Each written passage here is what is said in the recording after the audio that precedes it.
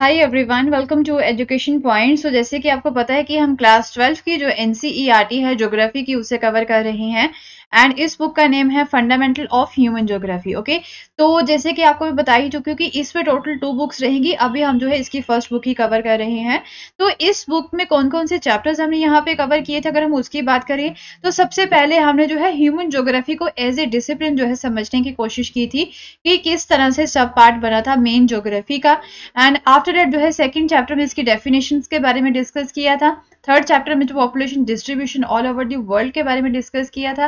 Then fourth chapter में जो है पॉपुलेशन कॉम्पोजिशन जो होती है उसके बारे में हम डिस्कस कर चुके हैं। ओके, तो फिफ्थ चैप्टर में हमने जो है कुछ एक्टिविटीज जो होती हैं उनके बारे में डिस्कस किया था। प्राइमरी एक्टिविटीज जो होती है उनके बारे में हमने यहाँ पे डिस्कस किया था। आफ्टर दैट जो है सिक्स चैप्टर हमने यहाँ पे स्टार्ट किया था, जिसमें we were discussing about the secondary activities. Okay, कि सेकेंडरी एक्टिविटीज कौन सी होती हैं, ये वो एक्टिविटीज होती हैं प्राइमरी या फिर सेकेंडरी जिसकी वजह से जो है ये अर्निंग करते हैं। जो ह्यूमन बीइंग है वो अपना जो है एक तरह से लिविंग कंडीशन को अच्छा बनाता है, अर्निंग करता है।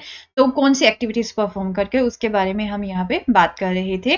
तो सेकेंडरी एक्टिविटीज को जो है आगे कंटिन्यू करेंगे। तो इसमें हम डिस्कस कर रहे थे कि जो इंडस्ट्रीज होती हैं, सेकेंडरी इंडस्ट्रीज जो होती हैं, उसके लिए जो है कौन कौन से फैक्टर्स जो है वो यहाँ पे अफेक्ट करते हैं इन इंडस्ट्रीज की लोकेशन को। ओके, इन इंडस्ट्रीज की लोकेशन को कौन कौन से फैक्टर्स जो है वो यहाँ पे अफेक्ट करते हैं, तो हम उसी को आगे कंटिन्यू करेंगे। तो हम यहाँ पे देखेंगे about the access to the sources of the energy. Okay, तो इंडस्ट्रीज जो है यहाँ पे जिस इंडस्ट्रीज पे ज्यादा पावर की जरूरत होती है वो हमेशा ही ऐसी जगह पे अवेलेबल होंगी जहाँ पे एनर्जी के सोर्सेज भी अवेलेबल होंगे।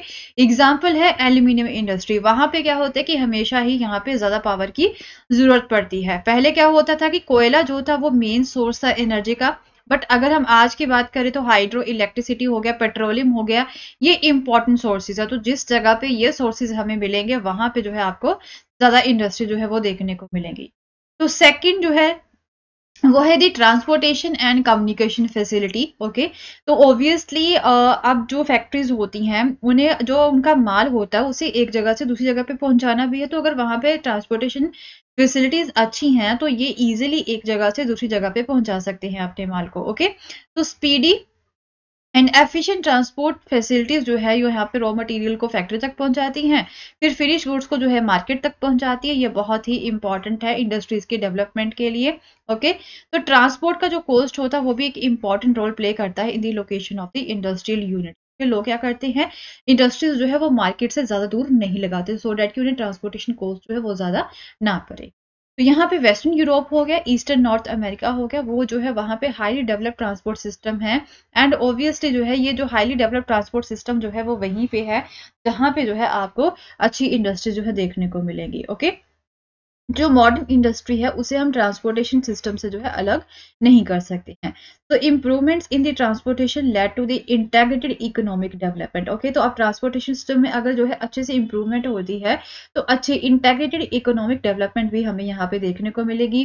रीजनल स्पेशलाइजेशन जो है मैन्युफैक्चरिंग की वो भी यहाँ पे जो है हमें देखने को मिलेगी। ओके, तो इसके साथ साथ जो कम्युनिकेशन है, ओके, तो वो भी एक इम्पॉर्टेंट नीड है आज के टाइम की, जो आज की इंडस्ट्रीज है, सो डैट कि यहाँ पे वो अपनी इंफॉर्मेशन को एक्सचेंज कर सके एक जगह से दूसरी जगह पे, एंड इंफॉर्मेशन को मैनेज भी कर सके। तो अच्छा जो है कम्युनिकेशन सिस्टम भी यहाँ पे होना चाहिए।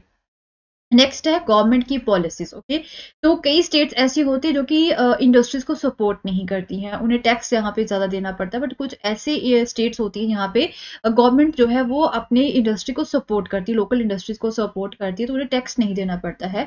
जैसे कि गवर्नमेंट जो है कुछ रीजनल पॉलिसीज को अपनाती हैं बैलेंस्ड इकोनॉमिक डेवलपमेंट को बनाए रखने के लिए, and setup the industries in the particular areas. Okay, उसके बाद में जो है एग्लोमरेशन इकोनॉमीज हो गई या फिर इंडस्ट्रीज के बीच में जो लिंक होता है। ओके, तो कई इंडस्ट्रीज जो है वो यहाँ पे क्या होता है कि लीडर इंडस्ट्री के पास होने का जो है बेनिफिट यहाँ पे अब उठाते हैं या फिर अदर इंडस्ट्रीज का। सपोज करो यहाँ पे हम बात कर सकते हैं कि कोयला है, कोई पर्सन जो है वो यहाँ पे कोयले की सप्लाई करना स्टार्ट कर देगा ऑब्वियसली, तो वो क्या करेगा, वो सोचेगा कि हाँ मैं यहाँ से मुनाफा कमा सकता हूँ, यहाँ से फायदा उठा सकता हूँ, जो है इनकम मेरी जनरेट हो सकती है, क्योंकि वो कहाँ पे जो है ये काम स्टार्ट करेगा, यहाँ पे बिग इंडस्ट्रीज जो है वो अवेलेबल है। ओके, तो इस चीज का, बड़ी इंडस्ट्रीज का जो है ऐसे लोग जो है वो फायदा भी उठाते हैं। ओके, तो इसे हम जो है एग्लोमरेशन इकोनॉमीज भी बोलते हैं। तो एक तरह से हम बोल सकते हैं कि these factors operate together to determine the industrial location. Okay, तो इंडस्ट्रियल लोकेशन को जो है यहाँ पे डिटरमाइन करने के लिए जो है ये फैक्टर जो है वो इकट्ठे ही काम करते हैं, राइट। तो नेक्स्ट है the classification of manufacturing industries. Okay, manufacturing industries के क्लासिफिकेशन की अगर हम यहाँ पे बात करें तो मैन्युफैक्चरिंग इंडस्ट्रीज जो है these are classified on the basis of their size, input raw material, output product and the ownership. Different basis पे हम जो है मैन्युफैक्चरिंग इंडस्ट्रीज की क्लासिफिकेशन कर सकते हैं। आगे मैं आपको फिगर भी दिखाऊंगी। ओके, सबसे पहले जो है साइज के बेसिस पे कुछ इंडस्ट्रीज होती हैं। क्या होता है कि कितना पैसा उसमें इन्वेस्ट किया हुआ है, कितने नंबर ऑफ वर्कर्स वहां पे एम्प्लॉयड है, volume of the production determine the size of industries. Okay, so accordingly industries जो है उन्हें हम क्लासीफाई कर सकते हैं इनटू हाउस होल्ड और द कॉटेज, या फिर स्मॉल स्केल या फिर लार्ज स्केल इंडस्ट्रीज के तौर पे हम इन्हें क्या कर सकते हैं, क्लासीफाई कर सकते हैं। ओके, तो ये है यहाँ पे टेबल जो दे रखा है जिसमें जो है क्लासिफिकेशन इन्होंने की हुई है इंडस्ट्रीज की। सबसे पहले साइज के बेस पे अगर हम यहाँ पे क्लासिफिकेशन करें, कलर चेंज कर लो पेन का, तो सबसे पहले साइज के बेस पे जो है कॉटेज या फिर हाउस होल्ड इंडस्ट्रीज आ जाती है जो घरों पे छोटे स्केल पे लगाई जाती हैं। फिर थोड़ी सी स्मॉल स्केल की, देन लार्ज स्केल की होती है। ओके, देन उसके बाद में आती है इनपुट या फिर रॉ मटेरियल के बेस पे भी हम जो है इसकी डिवीजन कर सकते हैं। इसमें जो है सबसे पहली आती है आपकी एग्रो बेस्ड, देन आती है mineral based, then chemical, then forest based, या फिर ये होती है आपकी एनिमल। एग्रो बेस्ड में जो है आपको sugar, edible oil, cotton, textile, coffee या फिर टी, रबर, आई मीन जो है इसके ऊपर बेस्ड रहती हैं जो इंडस्ट्रीज एग्रो बेस्ड प्रोडक्ट्स के ऊपर। ओके, देन आती है आपकी mineral based. Okay, mineral based में जो है मिनरल दो तरह के होते हैं, मेटेलिक एंड नॉन मेटेलिक होते हैं। मेटेलिक भी जो है आगे फेरस या फिर नॉन फेरस दो तरह का होता है। फेरस जो है यहाँ पे आयरन एंड स्टील में आ जाता है, तो नॉन फेरस यहाँ पे कॉपर, एल्यूमिनियम जो है जेम्स या फिर ज्वेलरी आ जाती है। ओके, नॉन मेटेलिक में आपकी सीमेंट इंडस्ट्री होगी या फिर पोर्ट्री। देन केमिकल बेस्ड की अगर हम यहाँ पे बात करें तो petrochemical, plastic, synthetic fibre, salt, chemical, fertilisers हो गए। देन फॉरेस्ट बेस्ड अगर हम बात करें जिसमें जो है लकड़ी वगैरह यूज की जाती है, टिम्बर की, तारपाइन की, पेपर जो है यहाँ पे बनता है, तो वो फॉरेस्ट बेस्ड इंडस्ट्रीज होगी जो कि फॉरेस्ट प्रोडक्ट्स को यूज करती हैं। Then leather and wool industry हो गई, ये एनिमल बेस्ड है क्योंकि ये एनिमल्स की जो खाल है उसे यहाँ पे यूज करती हैं। ठीक है, देन आगे यहाँ पे आउटपुट या फिर जो प्रोडक्ट तैयार होता है, एक होती है बेसिक, ठीक है, जिसमें जो है आयरन एंड स्टील जो है वो तैयार किया जाता है। यहाँ पे कंज्यूमर गुड्स जो है वो यहाँ पे तैयार किए जाते हैं, बिस्किट्स हो गए, टेक्सटाइल हो गए, व्हीकल्स जो है वो यहाँ पे तैयार किए जाते हैं। Then there is a ownership. Okay, ownership के बेस पे अगर हम यहाँ पे बात करें तो एक होती है पब्लिक सेक्टर, दूसरी होती है प्राइवेट सेक्टर, तीसरी होती है यहाँ पे जॉइंट सेक्टर की। ओके, तो इस तरह से हम क्लासिफिकेशन कर सकते हैं पूरी इंडस्ट्रीज की। ये बहुत ही इंपॉर्टेंट है, एग्जाम पॉइंट ऑफ व्यू से जो है ये चीज बहुत ही ज्यादा इंपॉर्टेंट है। ओके, अब बात करते हैं हाउस होल्ड इंडस्ट्री की, या फिर जैसे कॉटेज इंडस्ट्री बोला जाता है। लोगों ने घरों में ही छोटे छोटे यूनिट्स लगाए होते हैं ना, वहीं पे काम करते हैं, उन्हें हम हाउस होल्ड इंडस्ट्री कहते हैं। तो ये स्मॉलेस्ट मैन्युफैक्चरिंग यूनिट होती है। तो यहाँ पे जो कारीगर होते हैं वो लोकल रॉ मटेरियल का यूज करते हैं, सिंपल टूल्स वो यहाँ पे यूज करते हैं एवरीडे गुड्स को जो है प्रोड्यूस करने के लिए अपने घरों में ही।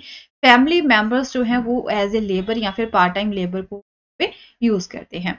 ओके, तो जो फिनिश प्रोडक्ट्स होते हैं ना वो या तो फिर खुद ही अपने लिए ही बनाते हैं सिर्फ, या फिर जो है वो लोकल गांव में जाके जो है उसे सेल कर देते हैं। मीन ज्यादा बड़ा यहाँ पे इनका जो है मार्केट नहीं होता है। तो ये चीज आपको यहाँ पे याद रखनी है। देन कैपिटल एंड ट्रांसपोर्टेशन जो होता है they do not wield much influence, क्योंकि यहाँ पे पैसे की भी ज्यादा जरूरत नहीं होती है, मीन ज्यादा इनपुट इसमें नहीं लगती है, ना ही ट्रांसपोर्टेशन की यहाँ पे ज्यादा जरूरत है। ओके, ट्रांसपोर्ट फैसिलिटीज की। तो कुछ एवरीडे प्रोडक्ट्स जो हैं इन दिस सेक्टर जो यहाँ पे बनाए जाते हैं, जैसे कि फूड स्टफ हो गए, फैब्रिक्स हो गए, मैट्स हो गए, कंटेनर्स हो गए, टूल्स हो गए, फर्नीचर, शूज, फिगर हो गए from the wood, forest shoes हो गए। तो इस तरह के कुछ ऐसे जो डेली यूज वाले, डेली नीड्स वाले आइटम्स होते हैं वो यहाँ पे बनाए। तो उसके अलावा गोल्ड स्मिथ्स भी होते हैं, वो ज्वेलरी बनाते हैं गोल्ड की, सिल्वर की एंड ब्रॉन्ज की। तो कुछ आर्टिफैक्ट्स होते हैं या फिर क्राफ्ट होते हैं वो यहाँ पे एक बॉम्बू से बनाए जाते हैं, वुड से बनाए जाते हैं, या फिर लोकल फॉरेस्ट जो होते हैं उनसे वो। ठीक है, देन उसके बाद में आती है आपकी स्मॉल स्केल की मैन्युफैक्चरिंग। ओके, तो ये हाउस होल्ड इंडस्ट्री से थोड़ी सी डिफरेंट होती है। तो क्योंकि प्रोडक्शन टेक्निक्स इसकी डिफरेंट होती हैं, मैन्युफैक्चर की जगह इसके अलग होती है, कैसे ये वर्कशॉप जो होती है ना वहां पे ये किया जाता है, घर पे नहीं किया जाता है। ओके, तो ये भी जो है लोकल रॉ मटेरियल का ही यूज करते हैं। सिंपल पावर ड्राइवन मशीन्स होती है, सिंपल मशीन्स होती है, ज़्यादा पावर की लोड नहीं होती है, जो सेमी स्किल्ड लेबर की यहाँ पे ज़रूरत रहती है। ओके, तो यहाँ पे एम्प्लॉयमेंट प्रोवाइड की जाती है, लोकल परचेजिंग पावर को जो है ये जनरेट करती है। ओके, जैसे कि इंडिया हो गया, चाइना हो गया, इंडोनेशिया हो गया, ब्राज़ील हो गया, तो वैसी कंट्रीज़ में जो है इस तरह की इंडस्ट्रीज़ आपको देखने को मिलेंगी।